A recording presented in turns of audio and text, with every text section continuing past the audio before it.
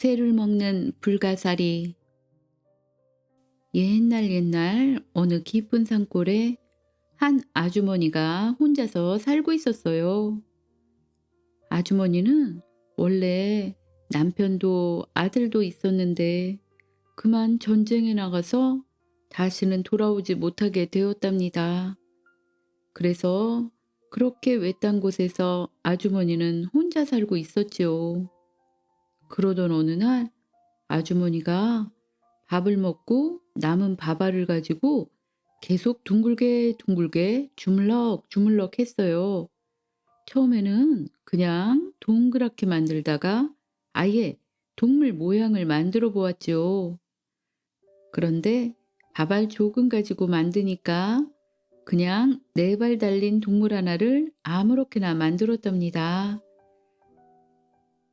그리고는 귀여워서 밥상 옆에 세워 놓았어요.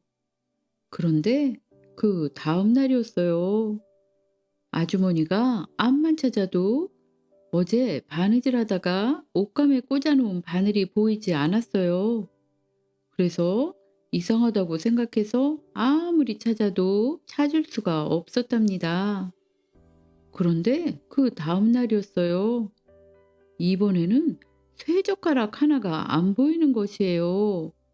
아주머니는 정말 이상하다고 생각했지요. 그런데 지나가다가 얼핏 보니까 바발로 만든 장난감 인형이 살짝 커진 것 같았어요. 그렇지만 아주머니는 아무 생각도 못했지요. 그런데 그날 밤 이상한 소리가 나서 잠결에 눈을 뜬 아주머니는 깜짝 놀랐어요. 세상에 밥상에 세워두었던 밥알 인형이 움직여서 쇠젓가락을 먹고 있는 것이었어요. 아주머니는 깜짝 놀랐어요.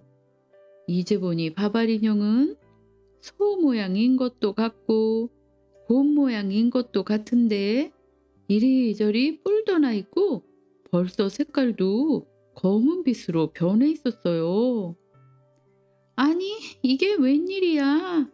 내가 만든 밥알 인형이 분명한데 어떻게 얘가 움직이는 걸까? 그런데 밥알 인형은 벌써 커져서 손가락만 해졌어요.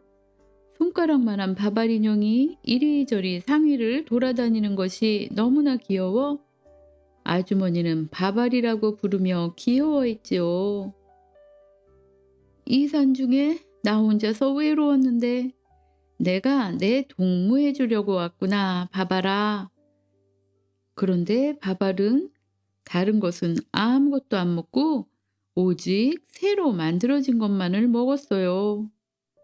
밥알아, 다른 것도 먹어야지. 왜 새부치만 먹는 것이냐? 아주머니는 이제 밥그릇도 주고 냄비도 주었어요. 그렇게 매일매일 새를 먹은 밥알은 정말 하루가 다르게 무럭무럭 자라났답니다. 밥알이 강아지만 해지자 집안에는 아무런 새부치가 남지 않게 되었어요. 아주머니는 더 이상 밥알이가 먹을 것이 없어지자 걱정이 한가득이었지요. 밥알아, 어쩌면 좋으냐. 이제 우리 집안을 아무리 뒤져보아도 새부치 한 조각이 없구나. 이대로 너를 매일 굶길 수도 없고 어쩌면 좋으냐. 그런데 바바리는 아주머니 손에다 얼굴을 비비곤 태연하게 있더니 그 다음 날에 그만 없어져 버렸어요. 아이고, 바바리가 어디로 갔을까? 내가 새부치를 주지 못하니 나를 떠나버렸나 보다.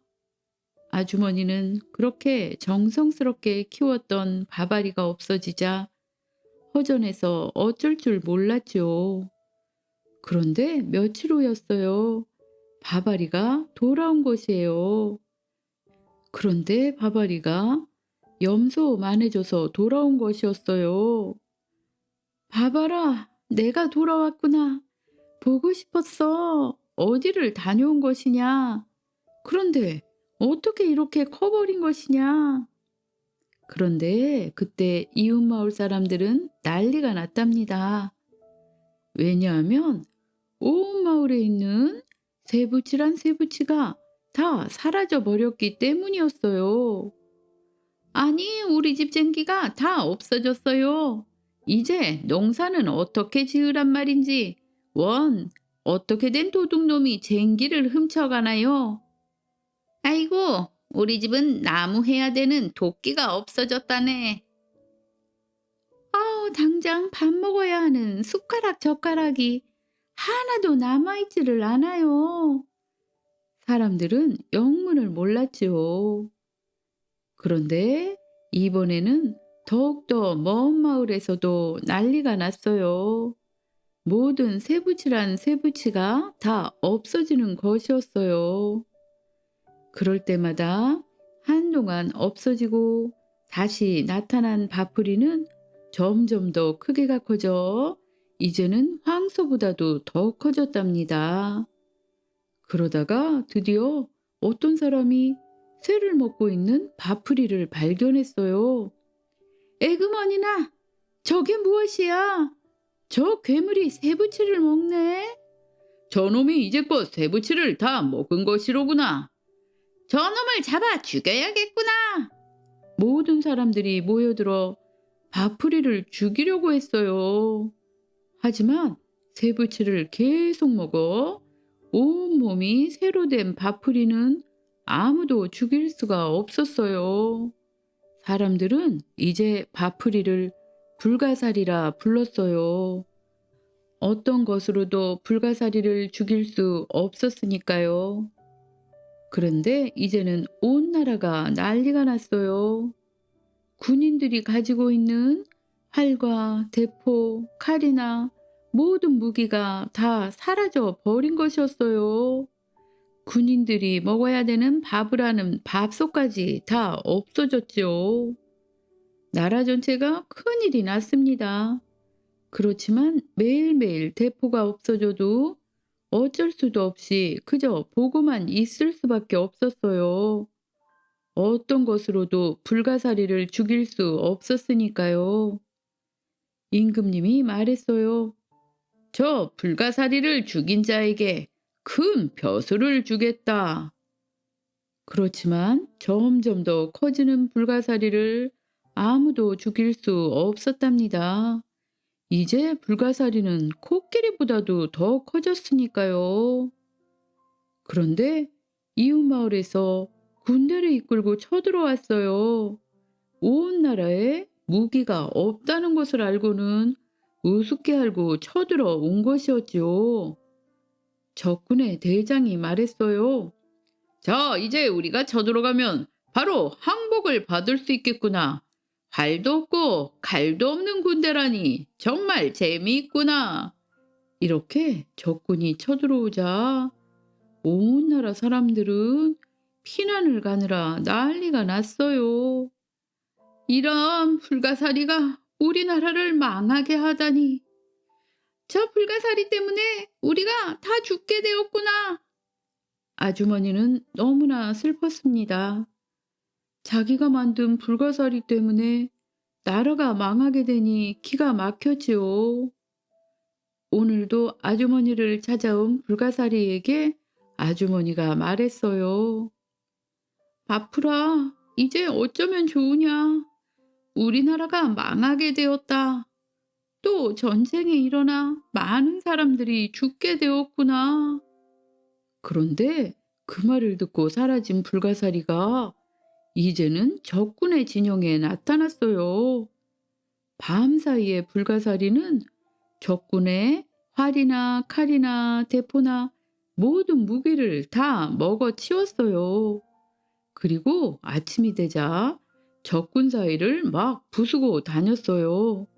이제 코끼리보다도 훨씬 더 큰 불가사리를 보고 적군들은 너무나 무서워 도망쳤어요. 그 소란 중에 적군의 대장도 죽어버렸지요. 결국에 전쟁에서 이기게 된 임금님은 크게 기뻐했습니다. 백성들도 기뻐했죠. 불가사리 덕분에 살았어. 불가사리가 이번에 나라를 구했네. 그런데 불가사리의 인기가 너무 커져 불안해진 임금님은 불가사리를 없애고 싶어 했어요. 어느 점쟁이가 나타나 말했습니다. 그 산골에 아주머니를 불에 태우면 불가사리가 죽을 것입니다. 임금님은 당장 아주머니를 잡아오게 했어요. 그리고 커다란 광장에 나무를 산더미처럼 쌓아놓고 아주머니를 화형을 시키기로 했지요. 처형날이 되었어요. 그래서 아주머니가 산더미 같은 나무 위에 묶여 있었지요. 그런데 갑자기 불가사리가 나타났어요. 아주머니가 말했어요. 바쁘라, 어서 도망가거라. 이제 사람들 사는 곳에 나타나지 말고 잘 살아야 한다. 그때 나무에 불이 붙더니 활활 타기 시작했어요. 불가사리가 타고 있는 불 속으로 뛰어 들어갔어요. 그런데 정말 놀랍게도 어떤 것으로도 죽이지 못했던 불가사리의 몸이 녹기 시작하는 것이에요. 아주머니는 소리쳤어요. 바프라, 어서 빠져나가라. 내 몸이 녹아내린다. 어서 가거라. 어서. 그래도 불가사리는 계속 활활 타는 나무단으로 가까이 갔어요. 그리고 마침내 아주머니를 구출한 불가사리는 자기 등에 아주머니를 태우고 걸어갔습니다.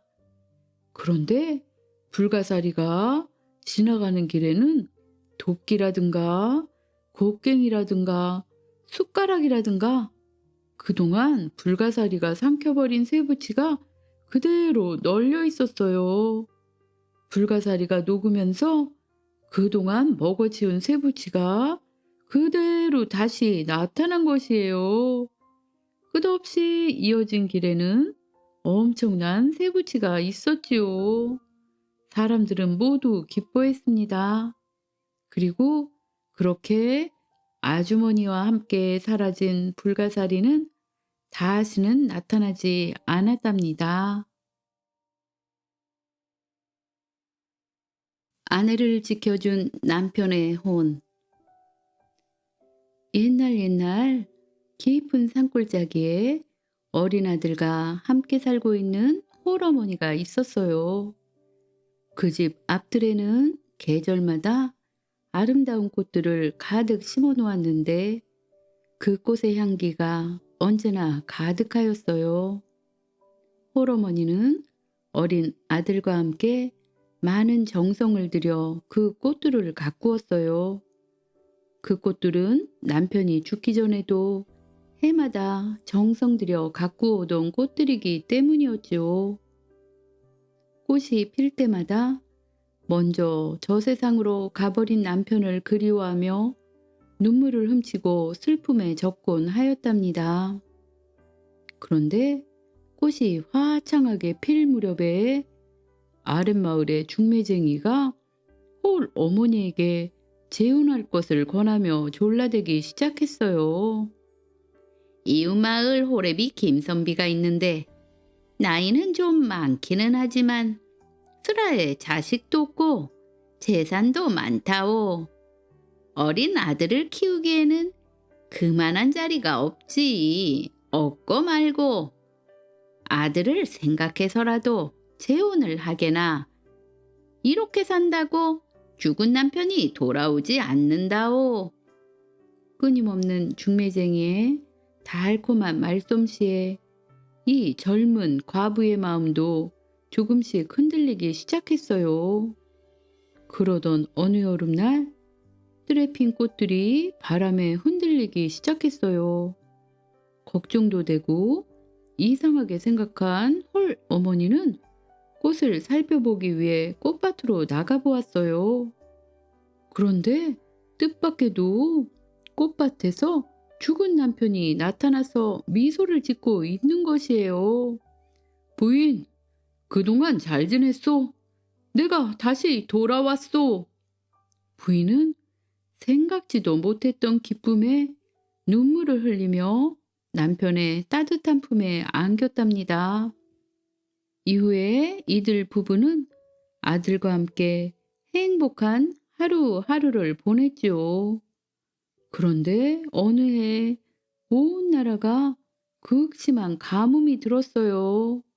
모든 풀과 나무가 말라 죽어갔고 강에는 물이 말라 농사를 지을 수 없게 된 사람들은 저마다 살 길을 찾아 고향을 떠났어요. 여보, 우리도 이곳을 떠나야 하겠소. 온 나라가 가뭄에 들었다지만 산속으로 들어가면 먹을 것이 많고 화전으로 밭을 가꾸어 살 수 있을 것이오. 그래서 부인은 남편의 뜻을 따라 간단하게 짐을 쌌어요. 가재 도구를 챙기며 부인은 그동안 아끼고 보살폈던 꽃중에서 한 그루 캐어서 이삿짐에 싸들고 길을 나섰어요.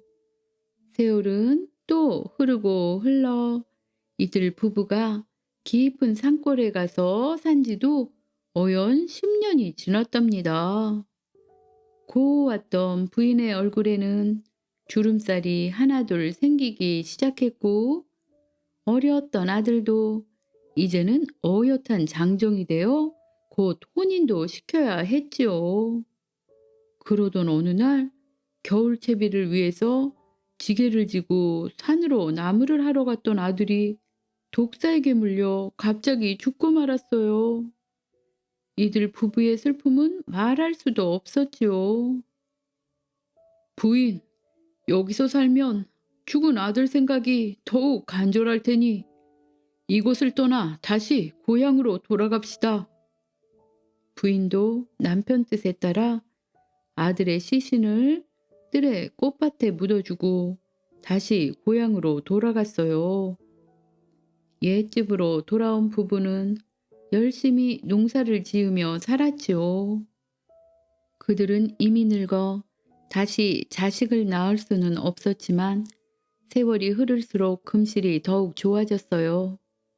어느 날 부인은 남편을 도와주려고 나무를 하러 가는 남편을 따라 길을 나섰는데 이들 부부가 산에 이르러 나무를 하고 있을 때 건너편 절벽 위에 아주 아름답게 피어있는 꽃 한 송이가 부인의 눈에 띄었어요. 부인이 그 꽃을 몹시도 갖고 싶어 하는 것을 안 남편은 아내를 위해 그 꽃을 꺾으려고 절벽을 기어 올라갔어요. 그런데 그 절벽은 보기보다 경사가 심했어요. 그늘에는 이끼들도 많았지요. 조심스럽게 오르던 남편은 발을 헛디디는 바람에 그만 절벽 아래로 떨어지고 말았답니다. 여보!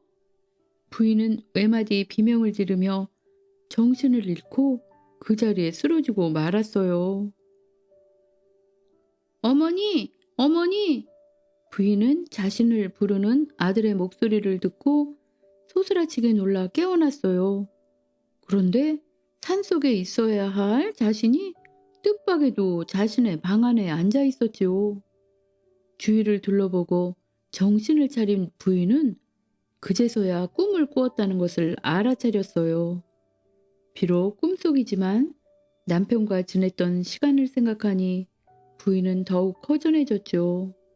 부인은 곧 마당으로 나가 꽃을 살펴보았어요. 밤사이의 꽃들이 더욱 크고 활짝 피어 있었어요. 흔들리는 내 마음을 바로잡아주기 위해 죽은 남편이 꿈에서나마 일생을 같이하여 주었구나.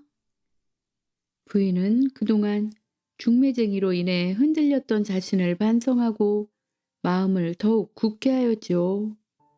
그 후에 건장하고 훌륭하게 성장한 아들은 묵과 시험을 보기 위해 한양으로 떠났어요. 그런데 그때 산속에 사는 산적들이 쳐들어와 어머니를 납치해서 산채로 데리고 갔어요. 부인은 비록 나이는 들었지만 아직도 아름다웠기 때문에 산적 두목은 그녀를 아내로 삼고 싶어 했죠. 그렇지만 부인은 끝내 거절하였어요. 그런데 신기한 것은 두목의 집이 그 옛날 부인이 꿈속에서 남편과 함께 살던 바로 그 집이었답니다. 산적 두목은 완강히 거절하는 부인을 방에 가두어 놓고 매일 찾아와 열쇠를 주며 아내가 되어달라고 졸라댔어요. 그러나 부인은 끝까지 결혼을 거절하고 열쇠 뭉치를 밖으로 내던져 버리곤 하였지요. 이때 무과에 급제한 아들이 한양에서 다시 집으로 돌아왔어요. 어머니가 산적들에게 끌려갔다는 사실을 알고 아들은 병사를 이끌고 어머니를 구출하기 위해 산적들의 소굴로 숨어 들어왔어요. 아들은 마침내 어머니가 갇혀 있는 곳을 찾아내서 어머니를 무사히 구출했답니다. 부인을 구하려고 온 아들에게 부인이 말했어요. 이 집은 돌아가신 너의 아버지께서 끝까지 나를 지켜주신 집이란다. 부인은 그 옛날에 꿈을 꾸었던 일을 아들에게 소상히 들려주었지요. 그리고 뜰로 나간 부인은 또 한 번 깜짝 놀랐어요. 지난날 꿈속에서 죽은 아들을 묻었던 곳과 열쇠를 던졌던 곳에 꽃들이 피어 있었던 것이에요. 부인은 그 꽃들을 캐어서 품에 안고 고향으로 돌아와 아들과 더불어 오랫동안 행복하게 살았답니다. 투국의 전설. 옛날 바닷가에 가난한 한 어부 부부가 사이좋고 행복하게 살고 있었어요. 어느 날 신랑이 다른 어부들과 같이 고기를 잡으려고 배를 타고 바다에 나갔답니다. 그런데 어부들이 고기를 잡으러 그물을 내릴 때 심한 폭풍우가 몰아치는 것이에요. 그렇게 심한 폭풍우가 몰아친 이후에 마을로 돌아온 어부는 한 명도 없었답니다. 그 소식에 마을 사람들은 모두 슬픔에 잠겼고 어부들의 집에서는 울음소리가 끊이지 않았지요. 특히 그 가난한 여인은 가슴이 찢어지는 듯한 극심한 고통을 느꼈지요. 그녀는 현실을 받아들이기 어려웠고 신랑을 다시 찾을 수 있다는 간절한 희망을 가지고 집을 나와 바닷가를 따라 걸으며 계속해서 걷고 또 걸었어요. 며칠이 지난 후에 그녀는 바닷가 근처의 큰 산에까지 도착했답니다.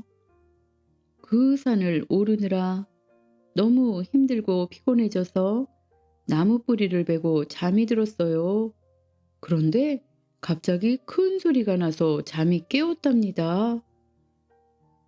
부인이 놀라서 잠에서 깨어보니 앞에는 백발 노인 한 분이 서 있었어요. 그 노인이 부인에게 물었어요. 너는 누구냐? 어떻게 여기까지 와서 내 집 앞에서 잠을 자고 있는 것이냐? 부인이 고슬픈 목소리로 대답했어요. 저는 바다에 가서 돌아오지 않는 제 남편을 찾고 있답니다. 제가 남편에게 갈 수 있도록 제발 도와주세요. 저는 지금 그 생각 외에는 아무것도 없습니다. 그 노인이 이렇게 말했어요. 나는 이 동네의 나무신이다. 신랑을 찾아 나선 부인의 마음이 참 애처롭고 갸륵하여 특별히 남편 소식을 알려주겠노라. 내가 그토록 찾고 있는 신랑은 지금 무인도에서 아직도 살아 있노라. 하지만 저는 그 섬에 갈 수가 없습니다. 이렇게 영영 헤어져 만날 수 없는 것인가요?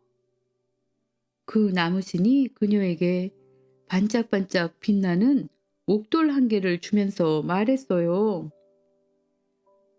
내가 이 옥돌을 입에 물고 눈을 감으면 원하는 곳으로 날아오를 수 있고 저 바다를 건널 수 있어 신랑을 다시 만날 수 있을 것이다.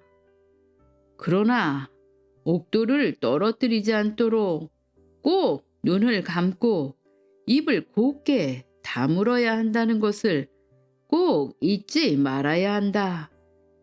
혹시라도 옥도를 떨어뜨리기라도 하면 바로 아래로 떨어져 죽을 것이다. 그 나무신은 그렇게 말을 한 후에 사라졌어요.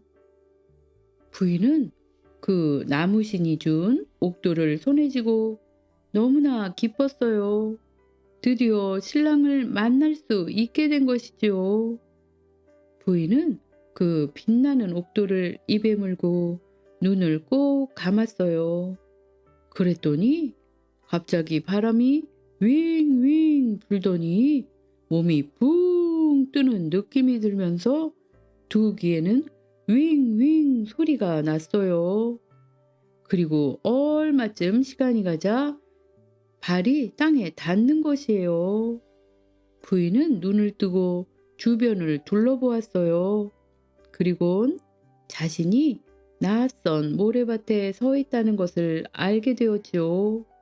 저쪽에서 남편이 뛰어오고 있었어요. 그들은 부둥켜 안고 한참을 눈물을 흘렸답니다. 부인은 나무신의 이야기를 신랑에게 해주고 그 가난한 부부는 다시 집으로 돌아가기로 했지요. 남편이 아내를 등에 업고 입에 옥도를 꽉 물고 있는 아내와 함께 바다를 건너갔어요. 부인은 말로 표현할 수 없을 만큼 행복했어요. 죽은 줄로 알았던 신랑과 지금 함께 집으로 가고 있기 때문이었지요. 너무 기쁜 마음에 나무신의 충고를 잊고 말았어요. 부인이 말을 했답니다. 여보, 정말 믿어지지 않네요. 무심코 남편에게 말을 하는 순간 입에 물렸던 옥돌이 공중으로 떨어졌어요. 그녀는 나무신의 경고가 떠올랐지만 이미 늦어버렸지요.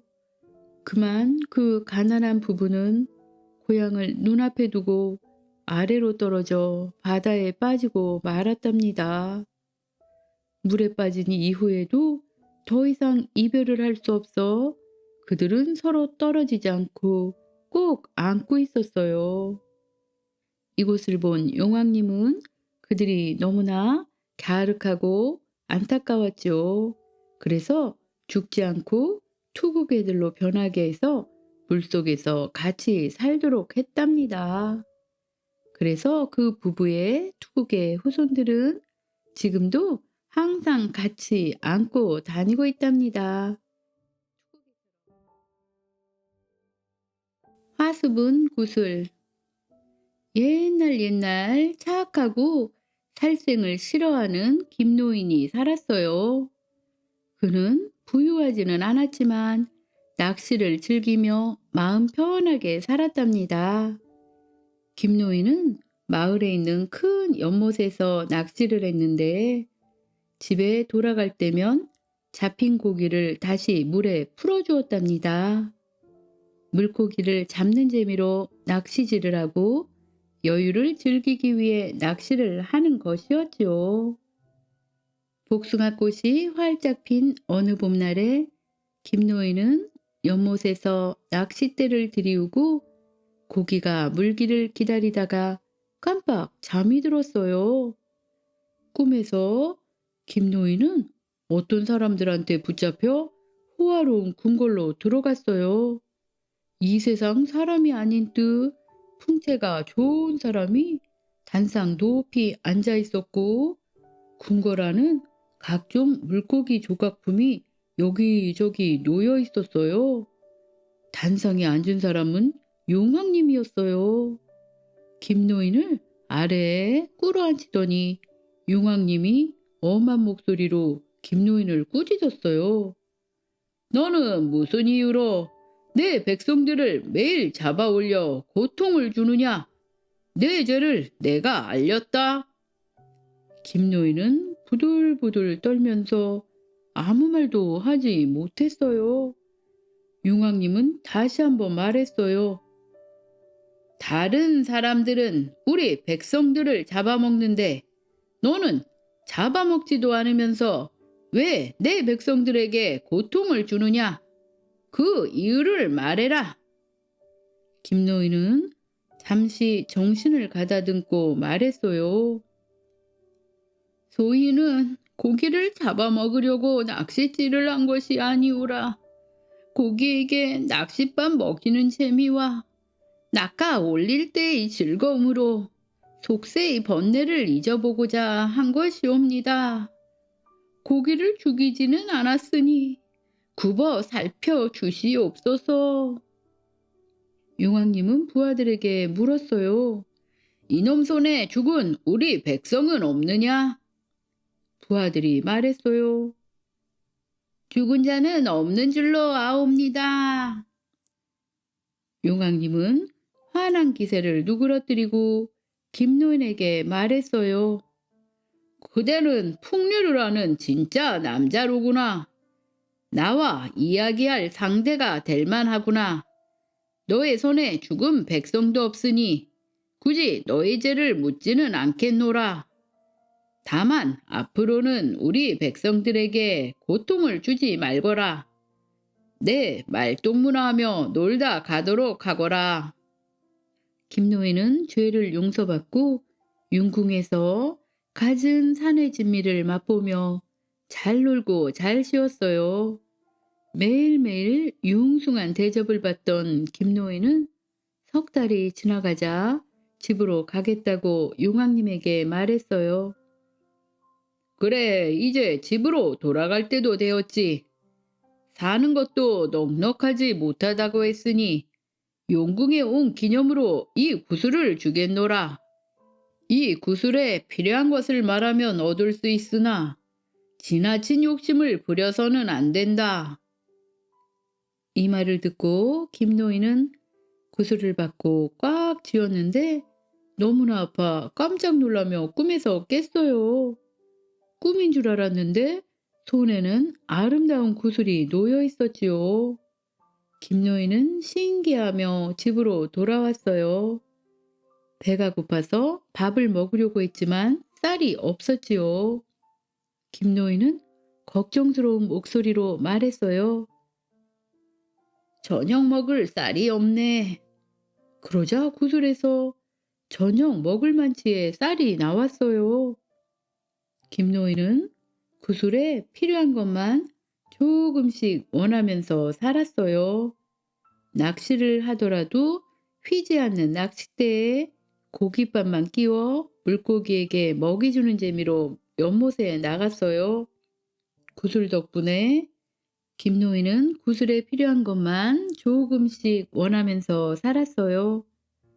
낚시를 하더라도 휘지 않는 낚싯대에 고깃밥만 끼워 물고기에게 먹이 주는 재미로 연못에 나갔지요.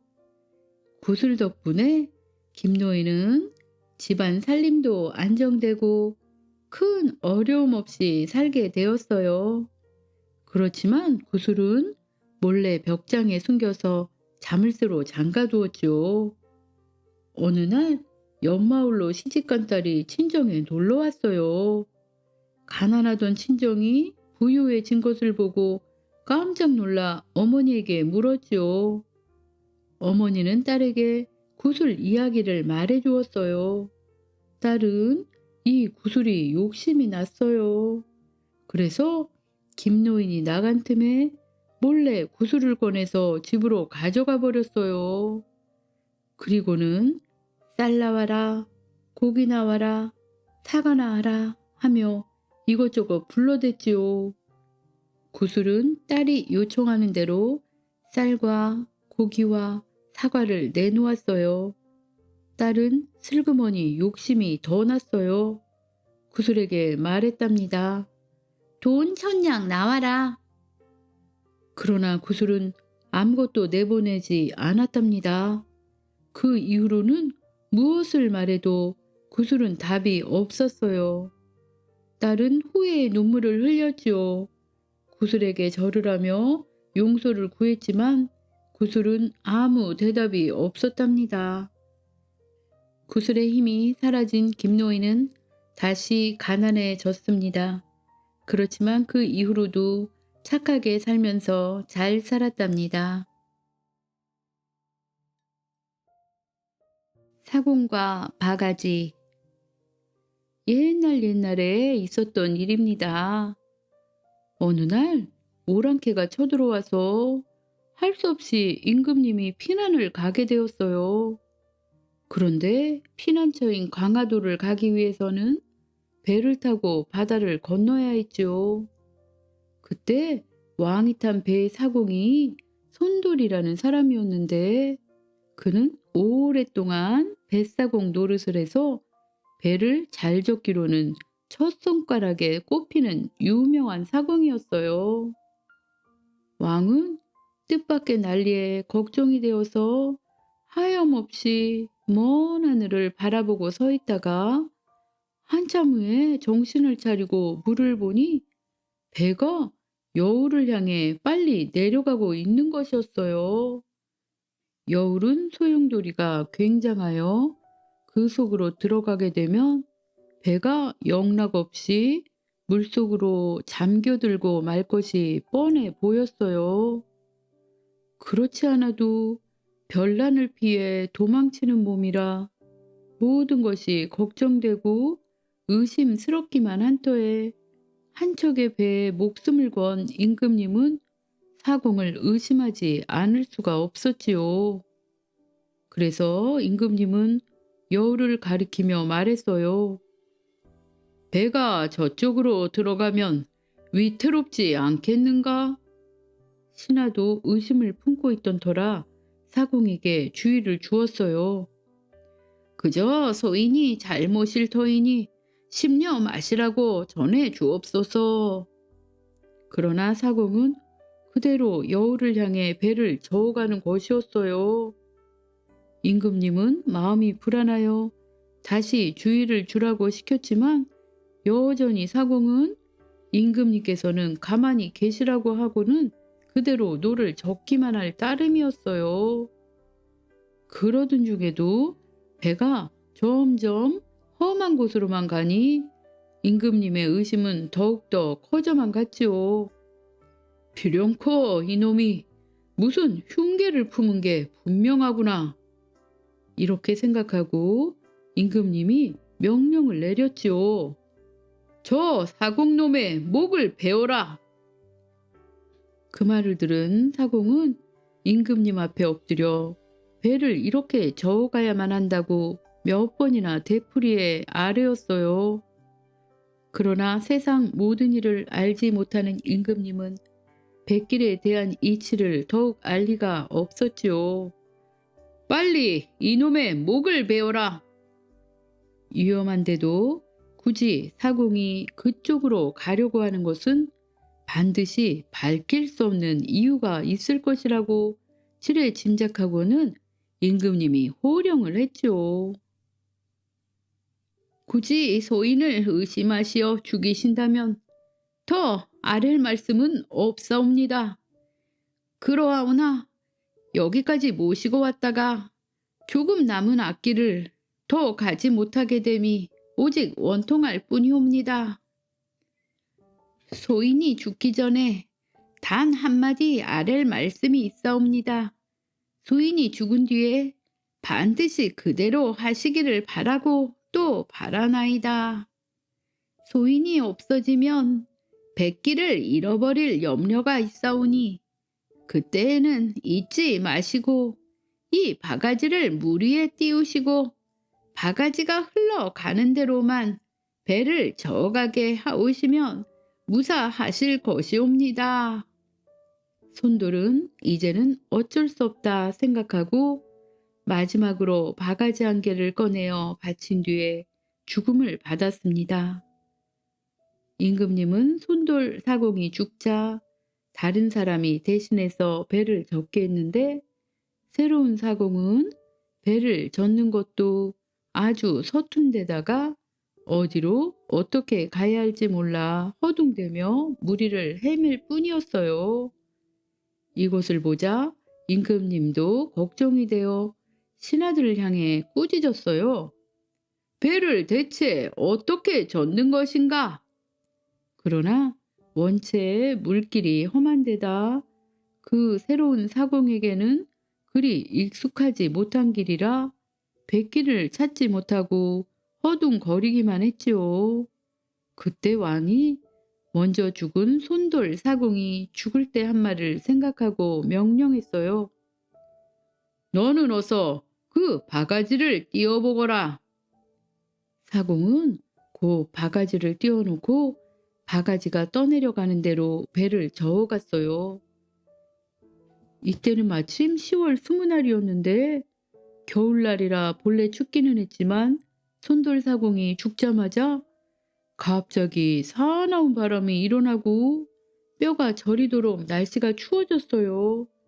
물결은 미친 듯이 날뛰고 배는 가랑잎처럼 금방 뒤집힐 듯 위태롭게 흔들렸지요. 그러면서도 배는 물결에 밀려서 줄곧 앞으로 나아가는 것이었어요. 배 앞에는 일정한 거리를 두고 바가지가 둥실둥실 떠가고 있었지요. 그렇게 험한 곳을 가까스로 벗어나 무사히 위험을 면하게 된 왕은 비로소 손돌사공이 억울하게 죽은 것을 깨닫고 미안하게 여기며 안타까워했답니다. 난리가 끝난 후 궁전으로 돌아오는 길에 손돌사공의 억울한 죽음을 떠올린 임금님은 손돌사공의 무덤 앞에 제당을 짓게 하고 해마다 사공이 죽은 날을 기려 제사를 지내게 했답니다. 그런데 이상한 일은 손돌사공의 제삿날이면 반드시 그가 죽던 날과 같은 추위와 강풍이 몰아치는 것이었어요. 그리고 풍랑 때문에 배가 위태롭게 되는 일도 많았죠. 그래서 뱃사람들도 제사를 지내 손돌사공의 넋을 위로했답니다.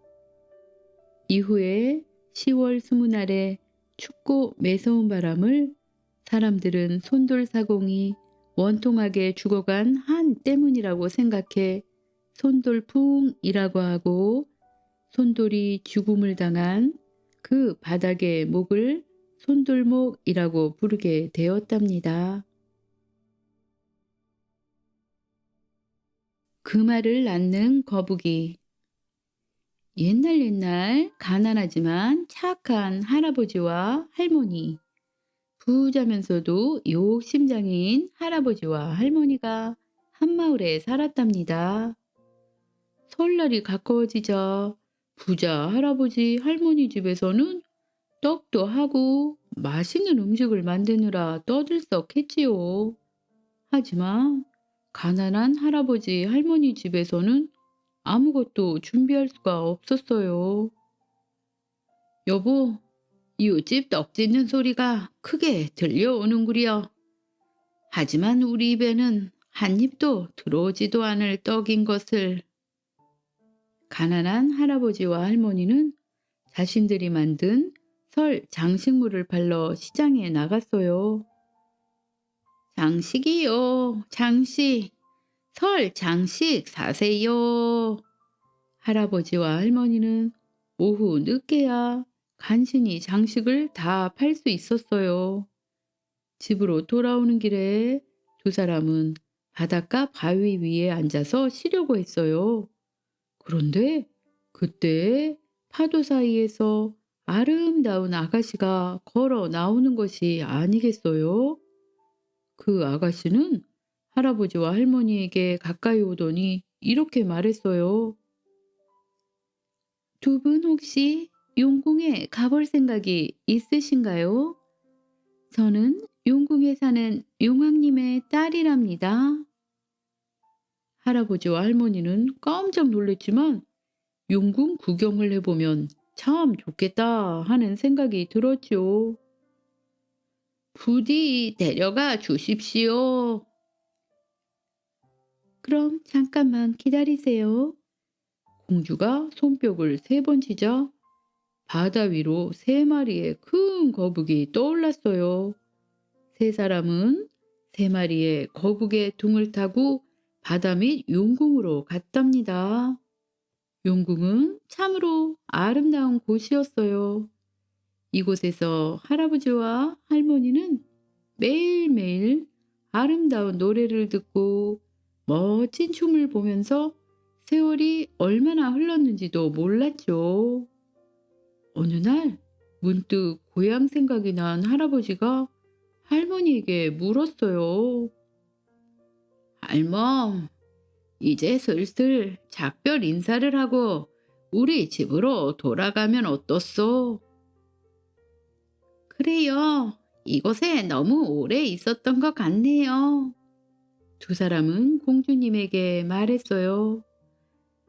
공주님, 그동안 용궁 구경을 실컷 하면서 편하고 즐겁게 잘 지냈습니다. 이제 고향으로 돌아갈까 합니다. 그러자 공주님이 대답했어요. 헤어지긴 하십지만 돌아가고 싶으시다니 선물로 이 거북이를 드리겠어요. 이 거북이를 찬장 속에 넣어두고 매일 쌀 1대를 먹이로 주면 금화 1개씩을 낳을 거예요. 귀엽고 신기한 거북이를 선물로 주셔서 감사합니다. 잘 기르겠습니다. 집으로 돌아온 할아버지와 할머니는 공주님이 일러준 대로 하였어요. 그랬더니 거북이는 신통하게도 찬장 속에서 매일 밤 짤그랑 소리를 내고는 황금으로 된 돈을 낳는 것이었어요. 덕분에 가난했던 할아버지와 할머니는 금방 잘 살게 되었지요. 어느 날 부잣집 할아버지가 이 신기한 거북 이야기를 듣고 찾아왔어요. 이보시오. 금화를 낳는 거북이를 하룻밤만 빌려주구려. 이 거북이는 무척 소중한 것이라서 빌려드릴 수가 없습니다. 이웃끼리 뭘 그러시오. 자, 이리 내놓으시오. 할아버지와 할머니가 거절했지만 부잣집 할아버지는 억지로 거북이를 빼앗아 자기 집으로 돌아갔어요. 응, 쌀 1대를 먹여서 금화 1개를 낳았다고. 나는 5대를 먹일 것이다. 그러면 더 많은 금화를 낳을 게 아닌가? 자, 많이 먹어라. 거북이에게 쌀을 5대나 먹인 부잣집 할아버지와 할머니가 다음 날 아침에 잔뜩 기대에 부풀어 찬장을 열어보았어요. 아니, 이게 어찌 된 일이야? 금화는 하나도 낳지 않고 똥오줌만 잔뜩 떨어뜨려 놓았네. 이런 못난 거북이. 화가 난 부잣집 할아버지는 거북이를 돌 위에 내동댕이 쳤어요. 이 소식을 듣고 가난했던 착한 할아버지 할머니가 깜짝 놀라 급히 달려갔지만 거북이는 가엾게도 이미 죽어 있었어요. 오, 거북이가 불쌍하게도 죽어버리다니. 할아버지와 할머니는 몹시 슬퍼하며 거북이를 햇볕이 잘 드는 마당에 정성껏 묻어주었어요. 그런데 놀라운 일이 일어났어요. 할멈, 이리 와봐요. 거북이를 묻은 자리에서 감나무가 돋아났다오. 감나무는 금방 자라 꽃을 피우고 주렁주렁 열매가 달렸답니다. 할멈, 이것 좀 보구려. 색깔도 이쁘고 정말 좋은 감이 열렸구려. 할아버지는 커다란 감 1개를 따서 할머니와 나눠 먹었어요. 맛있게 먹고 나서 감 씨앗을 본 할아버지와 할머니는 깜짝 놀랐어요. 글쎄, 감 씨앗이 황금이 아니겠어요? 다른 감도 모두 황금 씨앗이 들어 있었답니다. 얼마 후에 가난했던 할머니와 할아버지는 부잣집 할아버지와 할머니보다 더 큰 부자가 되었어요. 하지만 착한 할아버지와 할머니는 둘이서만 맛있는 것을 먹고 좋은 옷을 입고 지내지 않고 어려운 이웃 사람들을 많이 도와주며 오랫동안 행복하게 잘 살았답니다. 가재와 지렁이. 옛날 아주 먼 옛날에는 지렁이도 큰 눈을 가지고 있었어요. 지렁이는 세상을 눈으로 보고 느끼며 살아가고 있었지요. 어느 날 지렁이가 계곡을 지나다가 멋진 비단띠를 두른 가재를 만났어요. 가재는 검붉은 색의 갑옷을 입고 있고 큰 집게가 멋있게 달려 있었지요. 게다가 반짝반짝 빛나는 비단띠를 두르고 있는 모습에 지렁이는 가재의 멋진 모습이 너무 부러웠어요. 그에 비하면 지렁이는 마디마디 나누어져 있고 다리도 없는 자신의 모습이 처량하게 느껴졌지요. 지렁이는 가재의 모습에 반해 말을 건넸어요. 가재씨, 정말 멋지네요. 게다가 그 비단띠는 당신을 더 멋있게 하는 것 같아요. 가재는 지렁이의 찬사에 우쭐했지만 그런 마음을 감추고 지렁이에게 말했어요. 무슨 말씀이세요? 당신의 큰 눈은 정말 아름다워요. 저는 그 눈이 너무 부러운걸요. 지렁이는 가재의 말을 듣고 생각했어요. 내 눈이 부럽다고? 나는 저 비단띠가 너무 갖고 싶은데 바꾸자고 해볼까? 그럼 우리 서로 가진 것을 바꿀까요? 제 눈을 줄 테니 비단띠를 저에게 주실래요? 가재는 흔쾌히 승낙했어요. 좋아요, 그렇게 해요. 지렁이는 자신의 눈을 가재에게 주고 가재는 지렁이에게 자신의 비단띠를 주었어요. 지렁이가 비단띠를 받아든 순간 세상이 새까맣게 변했어요. 눈이 없으니 아무것도 보이지 않고 멋진 비단띠도 볼 수 없다는 것을 이제야 깨달았지요. 마음이 급해진 지렁이는 가재에게 말했어요. 생각해보니 비단띠는 나와 어울리지 않는 것 같아요. 비단띠를 돌려줄 테니 제 눈을 돌려주겠어요? 가재는 이 말에 코웃음을 치며 대답했어요. 내가 왜 돌려줘야 하나요? 나는 이 눈이 마음에 드니 그냥 내가 갖겠습니다. 눈의 소중함을 모르다니 참 바보 같군요. 가재는 이렇게 말하고는 앞에 있는 지렁이를 피해 뒷걸음질로 제 갈 길로 가버렸어요. 지렁이는 분하고 억울했습니다. 소중한 눈은 없어지고 필요도 없는 비단띠만 가지고 있었으니까요. 그리고 잘 생각해 보지도 않고 덥석 비단띠와 눈을 바꾼 자신이 부끄러워져 땅속으로 숨어버렸어요. 그래서 지렁이는 땅속에서 살게 되었답니다. 미륵쌓기. 옛날 어느 따뜻한 봄날이었어요. 어느 마을에 사는 어떤 부인이 뒷산에 올라 고사리를 캐고 있었어요. 부지런히 고사리를 캐고 있는데 위쪽에서 갑자기 어린애 우는 소리가 부인의 귀에 들려왔습니다. 부인이 이상하게 생각해 울음소리가 나는 곳으로 가보니까 어린애는 없고 커다란 돌 하나가 땅에서 솟아나와 있는 것이에요. 아이고, 이상한 일도 다 있지. 땅에서 돌이 솟아나오다니.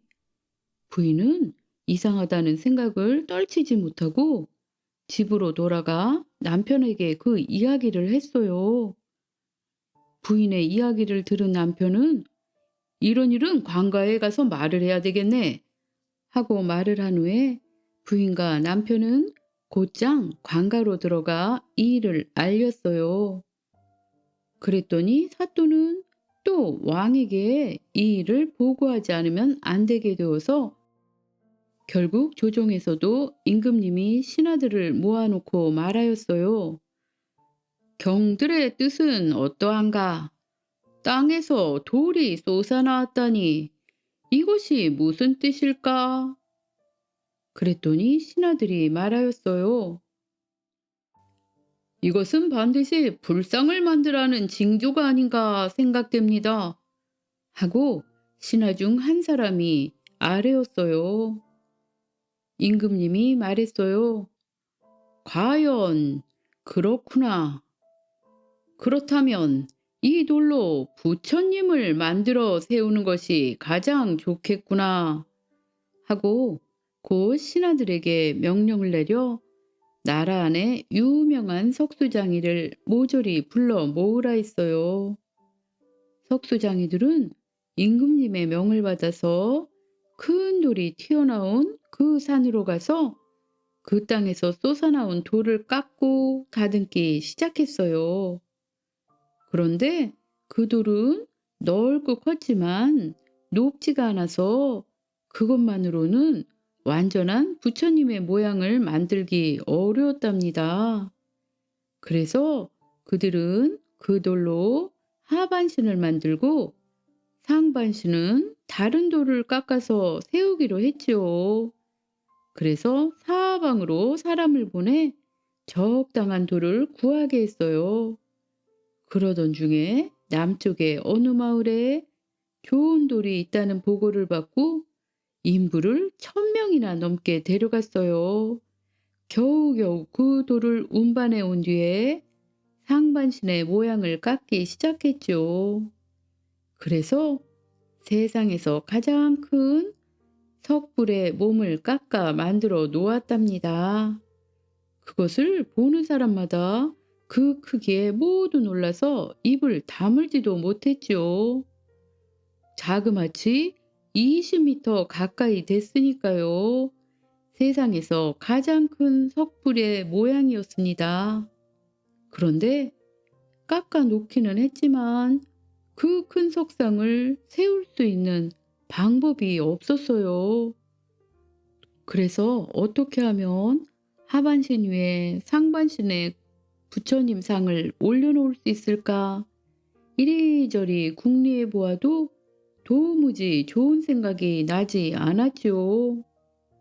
그러던 어느 날 석수쟁이 책임자는 역시 이 일을 생각하면서 혼자 강변을 거닐고 있었어요. 그때 어린아이 몇 명이 미륵을 만들어 갖고 노는 것을 보고 걸음을 멈추어 선 채 어찌하는지 지켜보았어요. 미륵을 쌓자! 미륵을 쌓자! 아이들은 진흙으로 미륵을 만든 후에 그것을 셋으로 나누어 노래를 불렀어요. 아이들은 처음에는 미륵에 밑동을 놓고 모래를 모아서 주위를 덮은 후에 가운데 몸뚱이를 올려놓고는 다시 모래로 주위를 덮는 것이었어요. 그리고는 다시 마지막 부분을 올려놓은 후에 주위에 모래를 파버리니 3등분으로 나누어져 있던 미륵이 마치 한 몸인 양 제대로 세워지게 되었답니다. 아, 정말 좋은 방법이로구나 하고 석수쟁이 책임자는 너무나 기뻐서 돌아가서 그 아이들이 하던 대로 인부들을 불러서 흙으로 미륵의 하반신을 다 묻은 후에 상반신을 그 위에 얹었어요. 그래서 어렵지 않게 불상을 세울 수 있었답니다. 미륵의 상반신을 이렇게 힘을 안 들이고 세우고 나서 석수쟁이 책임자는 그 아이들이 놀던 곳으로 가보았지만 아이들의 자취는 어디에서도 찾을 수 없었답니다. 사람들은 부처님이 미륵불을 세우는 방법을 알려주신 것이라 생각하고 더욱더 미륵상을 공경했답니다.